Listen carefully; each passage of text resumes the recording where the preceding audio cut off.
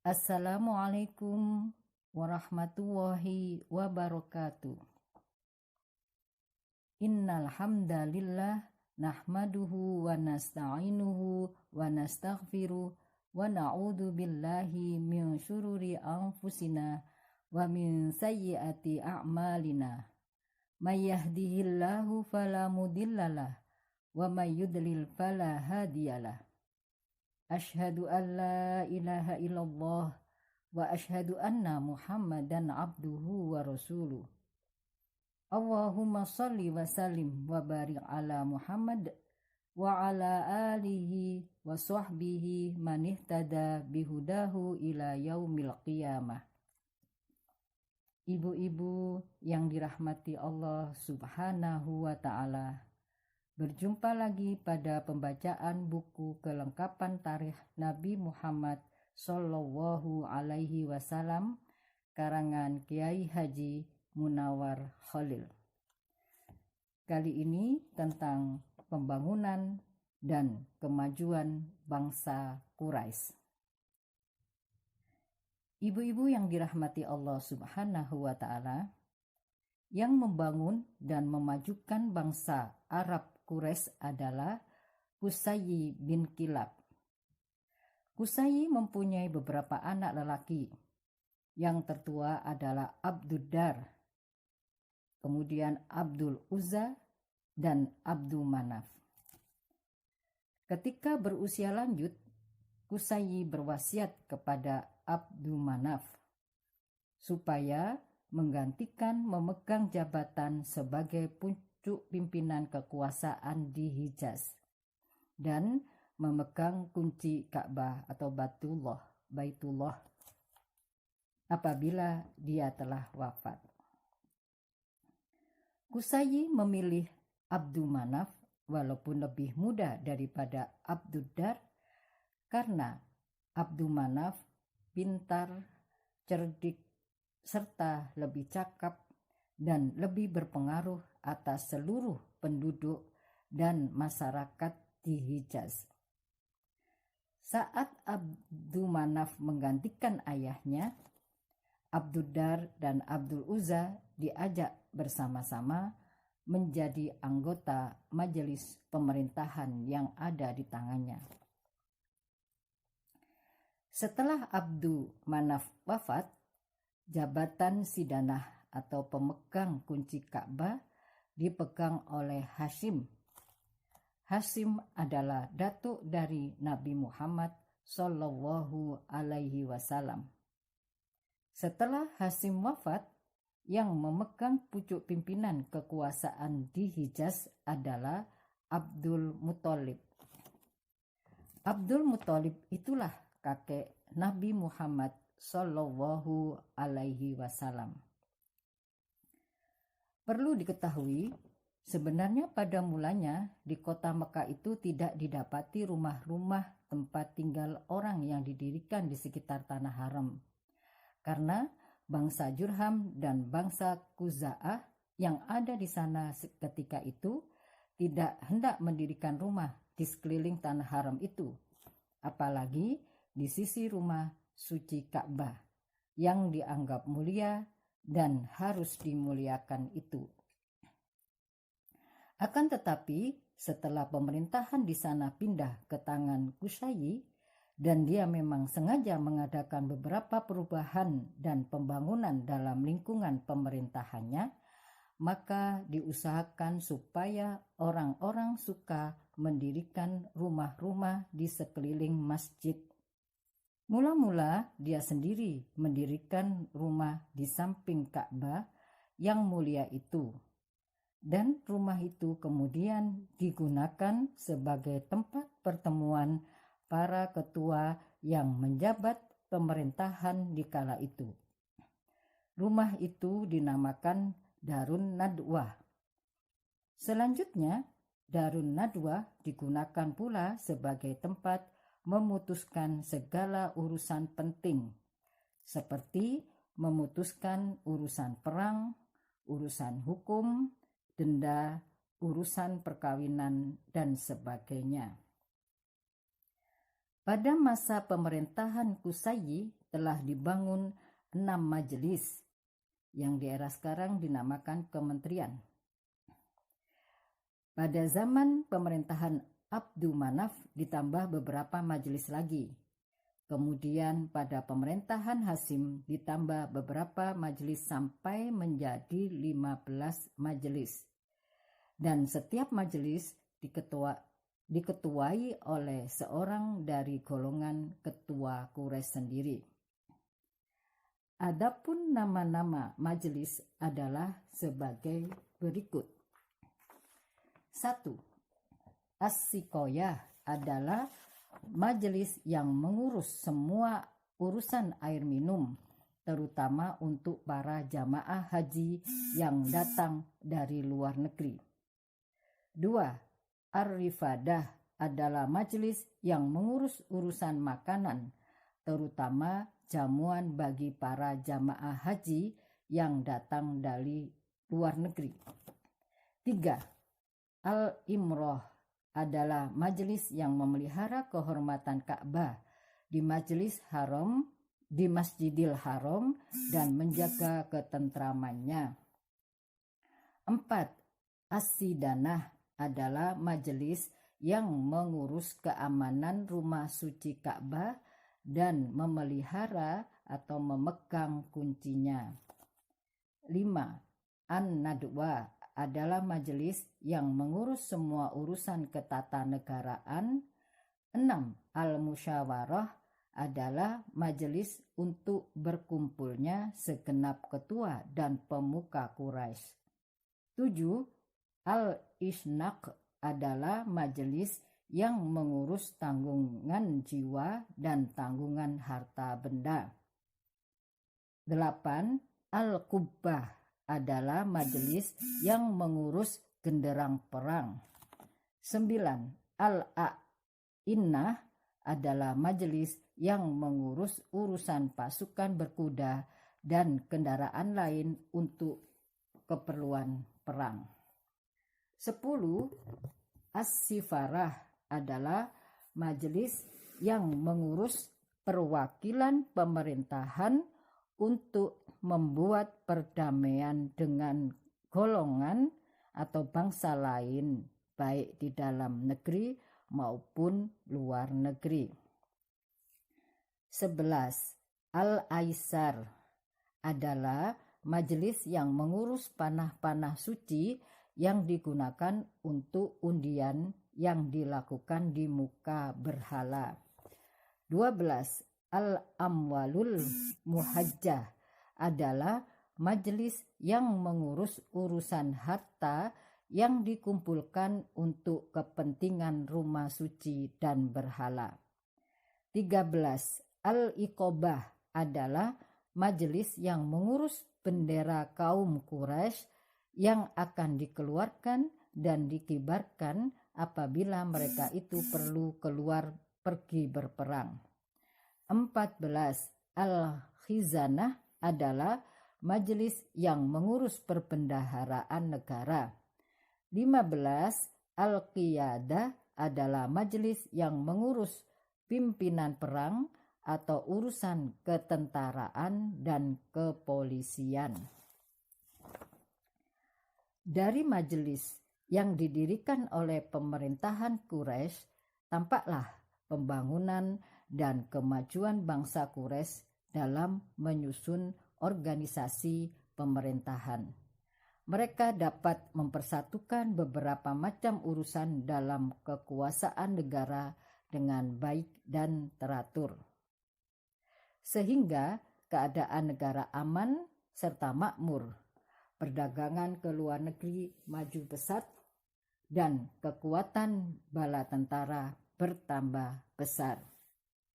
Pembangunan dan kemajuan bangsa Quraisy yang demikian itu tetap berjalan hingga Abdul Muthalib memegang kekuasaan di Hijaz, yaitu dalam pertengahan abad ke-6 Masehi.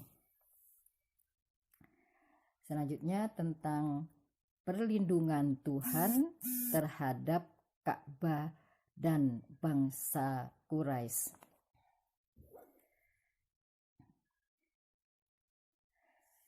Dalam Quran surat Quraisy ayat 1-6, Allah menyatakan dengan tegas bahwa Allah lah yang telah memberi perhitungan kepada bangsa Quraisy.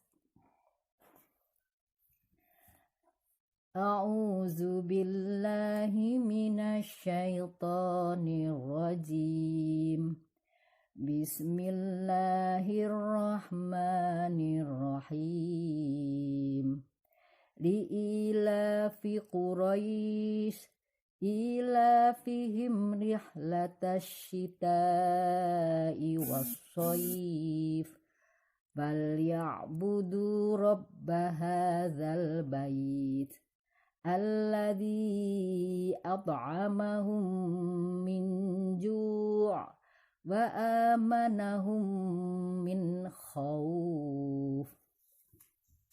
Yang artinya, karena kebiasaan kaum Quraisy, yaitu kebiasaan mereka berpergian pada musim dingin dan musim panas, maka hendaklah mereka menyembah kepada Tuhan pemilik rumah ini, Ka'bah, yang telah memberi makanan kepada mereka untuk menghilangkan lapar dan mengamankan mereka dari ketakutan.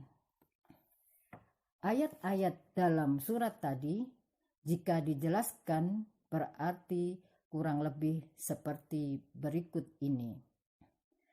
Karena Allah telah memudahkan orang-orang Quraisy dalam soal makanan, juga karena telah memberikan keamanan kepada mereka pada perjalanan membawa perniagaan di musim dingin ke Yaman dan di musim panas ke Syam, sedangkan suku-suku bangsa Arab yang lain senantiasa dalam kesulitan tentang urusan makanan dan selalu dalam ketidakamanan dalam perjalanan disebabkan banyaknya gangguan pihak penyamun. Sudah seharusnya mereka itu mengabdikan diri menyembah semata-mata kepada Allah Subhanahu wa Ta'ala yang memelihara bait Ka'bah ini, sebagai terima kasih dan syukur mereka atas pemberiannya yang tidak ternilai itu.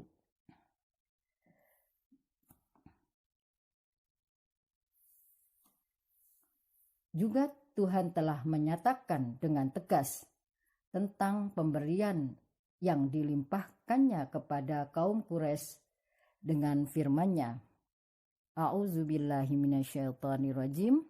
Awalam numakkil lahum haraman aminai yujba ilaihi samaratu kulli syai'in rizqam min ladunna.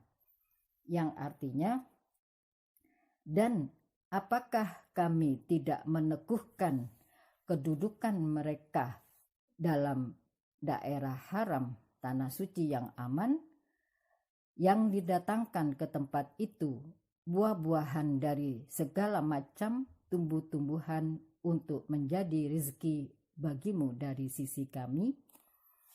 Maksudnya, Allah Subhanahu wa Ta'ala telah menetapkan tempat tinggal kaum Quraisy itu di negeri yang dihormati orang serta aman sentosa dari gangguan. Sekalipun di tempat itu tidak ada tumbuh-tumbuhan yang membuahkan beberapa macam buah-buahan, tetapi buah-buahan yang bermacam-macam dan beraneka warna yang dibawa orang ke sana sangat banyak dari berbagai negara sebagai rezeki karunia Allah Subhanahu wa Ta'ala kepada mereka. Setelah bangsa Quraisy pada masa itu tampak mempunyai kelebihan dan kemajuan serta berpengaruh besar di seluruh Jazirah Arab, timbullah iri hati dan dengki dari pihak bangsa lain dan kerajaan lain. Pada pertengahan abad ke-6, tahun 570 Masehi, pemerintahan di Hijaz yang berpusat di kota Mekah berada di tangan Abdul Muthalib, dan pemerintahan di Yaman di tangan seorang Nasrani yang bernama Abraha, yaitu seorang panglima perang dari kerajaan Habsyi. Abraha membangun dan mendirikan tempat yang besar lagi indah di kota San'a, ibu kota Yaman. Selain itu, didirikan pula gereja yang besar, luas dan indah. Dia menginginkan kota itu menjadi pusat berkumpulnya segenap rakyat dalam jajahannya dan berhimpunnya segenap bangsa Arab dari seluruh jazirah Arab. Tempat itu nanti dapat juga digunakan untuk mengurus segala sesuatu yang menjadi keperluan mereka yang berhubungan dengan urusan keduniaan ataupun yang berkenaan dengan urusan keagamaan. Tempat itu hendak dijadikan seperti Masjidil Haram di Mekah yang ada Ka'bahnya. Abraham al-Ashram mengerti bahwa keinginan dan tujuan yang sepenting itu tidak akan tercapai jika rumah suci Ka'bah yang ada di kota Mekah itu belum dihancurkan lebih dahulu. Oleh sebab itu, dia dengan sengaja hendak menghancurkan Ka'bah lebih dahulu. Setelah persiapan penyerangan Ka'bah selesai, Abraha berangkat dari istananya diikuti bala tentaranya yang terdiri atas beragam dan beribu-ribu jumlahnya. Ada barisan yang berkuda dengan memakai topeng perisai. Ada barisan yang berkendaraan unta dengan senjata tombak, kapak, dan busur. Akan tetapi, sebagian besar terdiri atas barisan gajah yang besar-besar, dan Abraha sendiri menunggang gajah yang paling besar. Setiap barisan ada perwiranya dan ada komandannya sendiri. Belum lagi barisan yang berjalan kaki yang berjumlah tidak kurang dari 60.000 orang. Semua itu datang berduyun-duyun serentak menuju Hijaz, dipimpin oleh Abraha al-Ashram sendiri. Setelah sampai di suatu tempat yang tidak jauh dari kota Mekah, menurut riwayat di luar pintu kota Mekah, berhentilah Abraha bersama bala tentaranya sebentar untuk istirahat sambil menyebar mata-mata untuk menyelidiki segala sesuatu yang akan dihadapinya, terutama dari pihak lawan yang diserangnya. Ketika itu, kebetulan sekali binatang ternak dan unta-unta kepunyaan kaum Quraisy sedang digembalakan di tempat penggembalaan kaum Quraisy yang letaknya dekat tempat istirahat para bala tentara Abraha. 200 ekor unta, dalam riwayat lain dinyatakan 400 ekor unta, milik kaum Quraisy dirampas oleh bala tentara Abraha. Di samping itu, beberapa ternak milik penduduk Mekah dan sekitarnya dirampas juga oleh mereka. Pengembala unta kepunyaan Abdul Muthalib ketika itu datang dengan memberitakan kepada tuannya, yaitu Abdul Muthalib, bahwa binatang unta yang digembalanya telah dirampas oleh angkatan perang gajah itu. Abdul Muthalib mendengar berita itu tidak gusar. Demikian pula ketika menerima beberapa laporan dari kaumnya yang menyatakan bahwa binatang ternak mereka yang sedang digembalakan di luar kota Mekah telah dirampas oleh bala tentara gajah itu. Utusan Abraha datang kepada Abdul Muthalib menyatakan bahwa jika penduduk Mekah dan sekitarnya hendak mengadakan perlawanan, silakan, dan hendaknya pada hari itu siapkanlah untuk melawannya. Akan tetapi, jika penduduk Mekah mengadakan perlawanan, dalam singkat akan dimusnahkan seluruhnya dan tidak akan lagi seorang pun yang hidup di atas dataran bumi Mekah. Mendengar perkataan utusan Abraha yang sombong itu, Abdul Muthalib tidak menjawab sepatah kata pun. Beliau hanya mengatakan akan segera menemui Abraha bersama para utusannya itu. Di luar pintu kota Mekah, kedatangan Abdul Muthalib diterima dan disambut dengan baik oleh Abraha. Lalu dihormati dan dimuliakannya serta didudukkannya di tempat duduk Abraha sendiri. Kemudian dia menyampaikan maksud kedatangan itu kepada Abraha, yaitu meminta dikembalikannya unta-unta milik orang Quraisy dan miliknya sendiri yang telah dirampas oleh bala tentara Abraha. Setelah mendengar apa yang diminta Abdul Muthalib, Abraha, panglima perang yang gagah berani itu, agak terperanjat dan heran. Lalu menjawab dengan mengejek, "Tidakkah kau pikirkan bahwa kedatanganku ini hendak merobohkan Ka'bah? Ka'bah kiblat persembahanmu dan rumah suci yang selalu dihormati serta dimuliakan oleh ahli familimu dan segenap bangsa Arab. Mengapa kau tidak meminta agar aku melindungi kemuliaan Ka'bahmu itu? Tetapi yang kau minta hanya barang yang serendah itu. Kau hanya meminta 200 ekor unta milikmu supaya dikembalikan kepadamu. Padahal sebenarnya aku menanti darimu permintaan yang besar, permintaan supaya aku melindungi Ka'bah yang kamu puja-puja itu." Abdul Muthalib menjawab dengan sikap singkat tetapi tegas, "Ya, tentu saja, karena 200 ekor unta itu milikku dan aku wajib memeliharanya. Adapun Ka'bah yang akan kau tumbangkan itu, kau hancurkan itu bukan urusanku. Itu urusan yang memiliki dan memeliharanya, yaitu Tuhan. Dapatkah Tuhan yang mempunyai Ka'bahmu itu menghalang-halangi keinginanku hendak merobohkannya?" Tanya Abraha dengan agak menghina. "Itu bukan urusanku, tapi urusan Tuhan. Tuhan yang memilikinya dan dialah yang memeliharanya." Demikianlah jawab Abdul Muthalib dengan tegas dan gagah. "Jadi, engkau tidak mengharapkan sesuatu yang berkenaan dengan niatku akan menghancurkan Ka'bah itu?"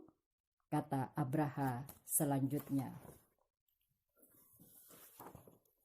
Abdul Muthalib menjawab dengan tenang, "Tidak."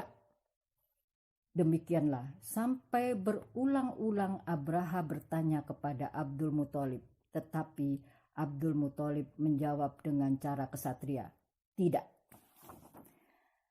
Akhirnya binatang-binatang ternak milik kaum Quraisy dan Abdul Muthalib dikembalikan oleh Abraha.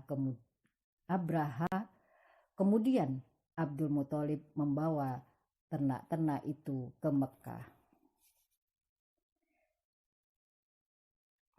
Ketika angkatan perang Gajah Abraha hendak berangkat serentak menyerbu kota Mekah, gajah mereka ketika itu sudah tidak mau berangkat, hendak mundur, tetapi mereka dipaksa untuk maju.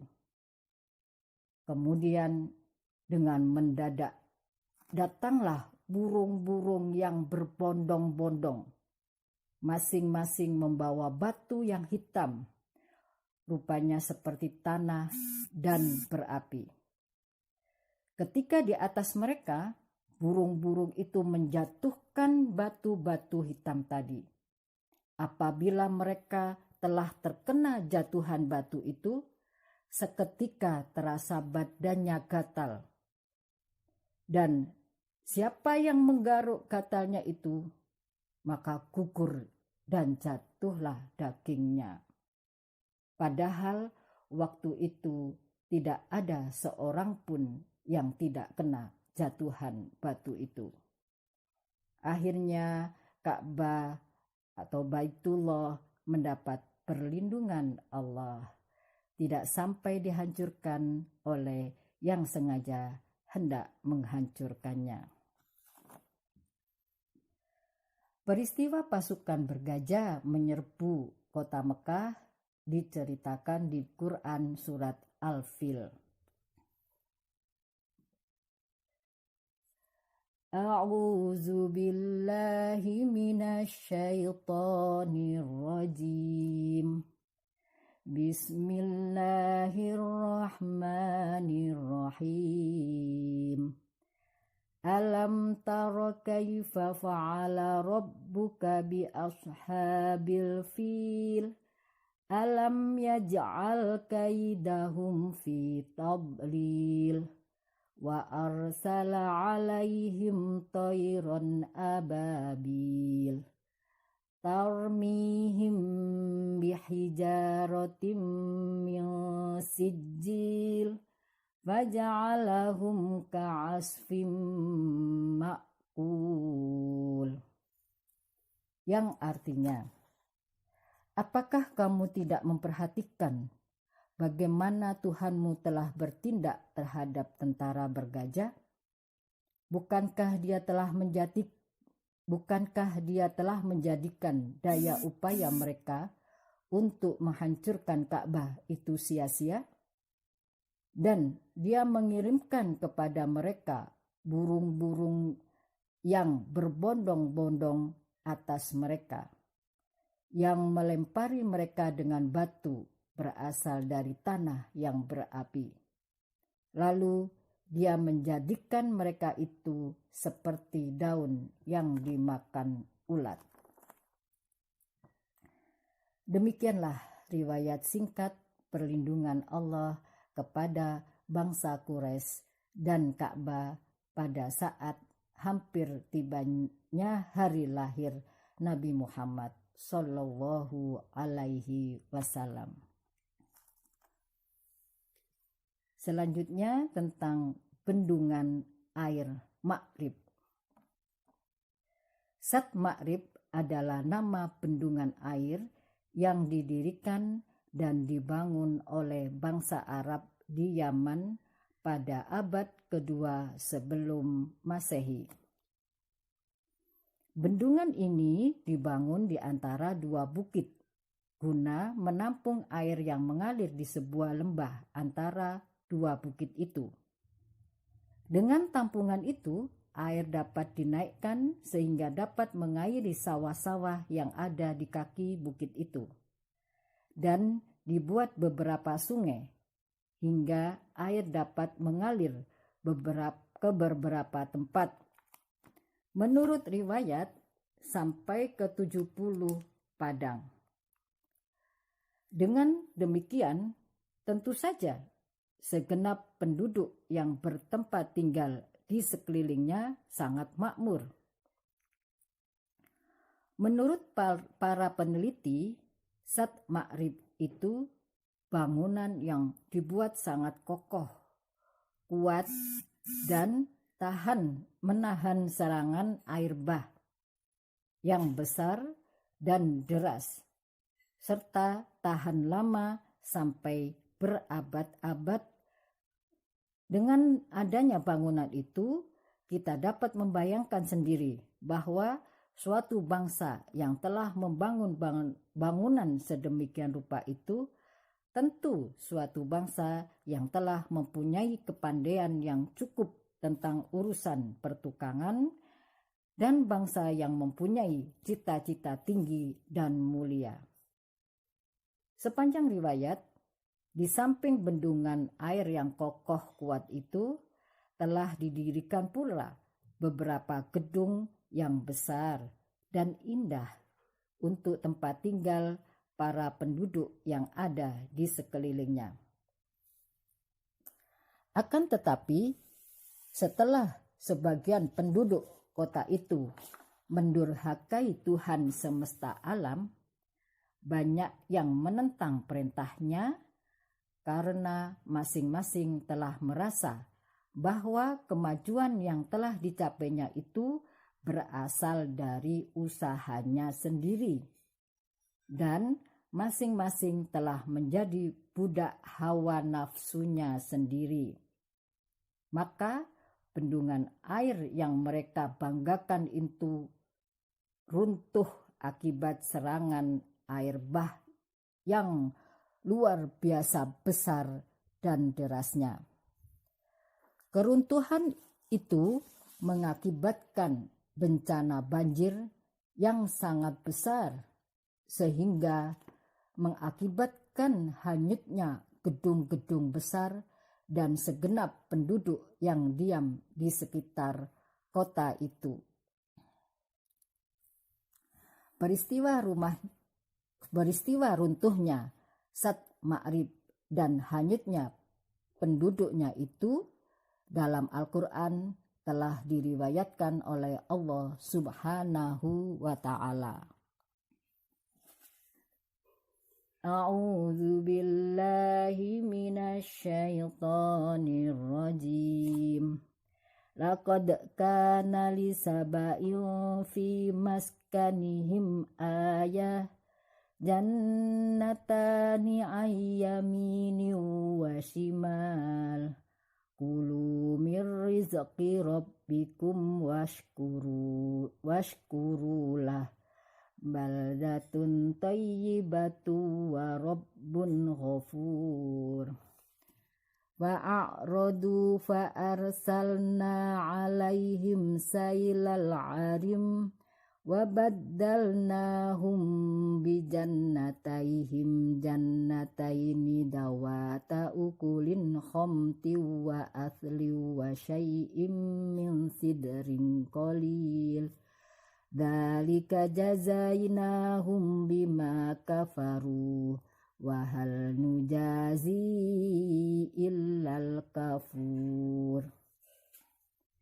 Yang artinya, sesungguhnya bagi kaum Saba ada tanda kekuasaan Tuhan di tempat kediaman mereka, yaitu 2 kebun yang sebelah kanan dan kiri.